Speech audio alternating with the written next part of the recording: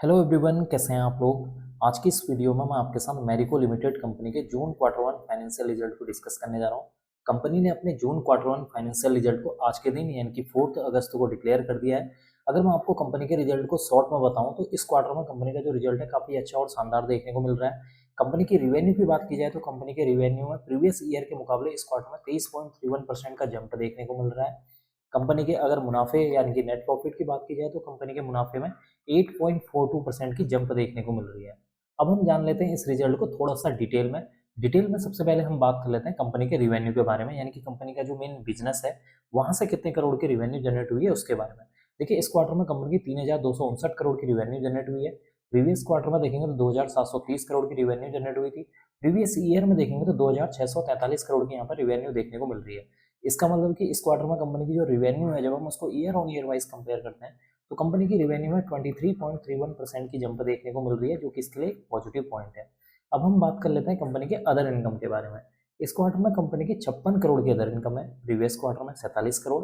Previous year में देखेंगे तो 37 करोड़ की यहाँ पर अदर इनकम देखने को मिल रही है। इसका मतलब कि जब आप कंपनी के अदर इनकम को year on year wise compare करते हैं तो कंपनी की जो अदर इनकम है उसमें भी एक अच्छा खासा जंप देखने को मिल रहा है, जो कि इसके लिए एक और पॉजिटिव पॉइंट है।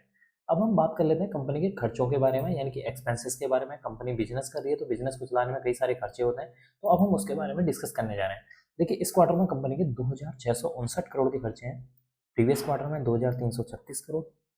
प्रीवियस ईयर में 2,075 करोड़ के यहाँ पर खर्चे देखने को मिल रहे हैं। इसका मतलब कि इस क्वार्टर में कंपनी के जो खर्चे हैं यहाँ पर बढ़ते हुए नजर आए हैं। अगर कंपनी की यहाँ पर रिवेन्यू में जंप देखने को मिल रहा है तो कंपनी के जो खर्चे हैं वो भी यहाँ पर बढ़ते हुए नजर आ रहे हैं। अब हम डिस्कस कर लेते हैं प्रॉफिट बिफोर टैक्स के बारे में। देखिए, इस क्वार्टर में कंपनी का जो प्रॉफिट बिफोर टैक्स है 656 करोड़ है। प्रीवियस क्वार्टर में 441 करोड़। प्रीवियस ईयर में देखें तो 605 करोड़ यहाँ पर प्रॉफिट बिफोर टैक्स देखने को मिल रहा है। इसका मतलब कि इस क्वार्टर में कंपनी का जो प्रॉफिट बिफोर टैक्स है उसमें भी एक अच्छी खासी जंप देखने को मिल रही है, जो कि इसके लिए एक और पॉजिटिव पॉइंट है। अब हम बात कर लेते हैं कंपनी के मुनाफे के बारे में, यानी कि नेट प्रॉफिट के बारे में, कि इस क्वार्टर में कंपनी का मुनाफा कितना करोड़ का देखने को मिल रहा है। देखिए, इस क्वार्टर में कंपनी का मुनाफा 513 करोड़ देखने को मिल रहा है। प्रीवियस क्वार्टर में 345 करोड़। प्रीवियस ईयर में देखेंगे तो 474 करोड़ देखने को मिला हुआ है। इसका मतलब है कि जब आप कंपनी के मुनाफे को year on year wise compare करते हैं तो कंपनी का जो मुनाफा है उसमें 8.42% की जंप देखने को मिल रही है, जो कि इसके लिए एक और पॉजिटिव पॉइंट है। तो अभी तक देखा हमने कंपनी का जो रिजल्ट है काफी शानदार देखने को मिल रहा है। अब हम देख लेते हैं कंपनी के ईपीएस यानी कि अर्निंग पर शेयर के बारे में। देखिए, इस क्वार्टर में कंपनी का जो ईपीएस है 3 रुपये 89 पैसे। प्रीवियस क्वार्टर में 2 रुपये 65 पैसे। प्रीवियस ईयर में देखेंगे तो 3 रुपये 59 पैसे देखने को मिल रहा है। इसका मतलब कि इस क्वार्टर में कंपनी का जो ईपीएस है वो भी यहाँ पर बढ़ते हुए नजर आ रहा है, जो कि इसके लिए एक पॉजिटिव पॉइंट है।